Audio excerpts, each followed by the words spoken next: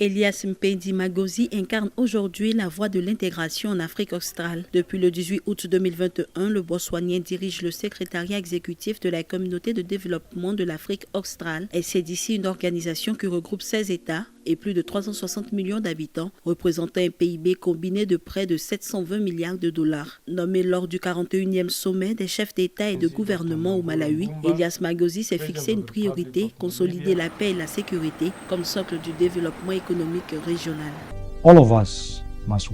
Il est de notre devoir d'œuvrer vers l'avancement de notre bien-être économique, de la qualité de vie de nos peuples, le renforcement de la liberté et de la justice sociale, la consolidation de la paix et la sécurité, puisque c'est la SADC que les fondateurs ont imaginé.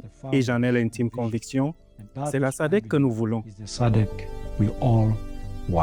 Ancien directeur des ressources humaines de la SADC et ex-ambassadeur itinérant du Botswana, le sexagénaire cumule plus de 28 années d'expérience dans la gestion stratégique et la transformation organisationnelle. Une expertise qu'il met aujourd'hui au service d'une intégration économique plus poussée. Sous son impulsion, la SADC déploie le plan stratégique indicatif régional de développement 2020-2030 et la vision 2050. Deux feuilles de route ambitieuses qui visent à transformer l'Afrique australe en une région industrialisée, compétitive et à revenus intermédiaires ou élevés d'ici le milieu du siècle.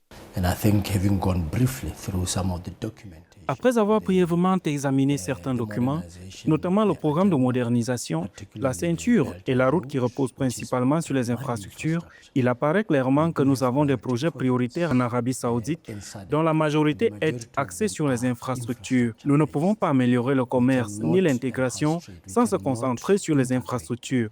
Les infrastructures sont donc un vecteur essentiel pour la réalisation de tous ces objectifs. Mais au-delà de la planification stratégique, Elias Magosi est aussi en première ligne sur les dossiers sensibles. Face aux tensions politiques récurrentes à Madagascar, il supervise les efforts diplomatiques de la SADC pour préserver la stabilité institutionnelle et accompagner les processus électoraux. Autre dossier majeur, la mission régionale déployée dans l'Est de la République démocratique du Congo. La SADC a engagé une force régionale pour soutenir les autorités congolaises face à l'insécurité persistante. Elias Magosi coordonne cette mobilisation politico-militaire dans un contexte où les violences armées menacent la stabilité de toute l'Afrique australe.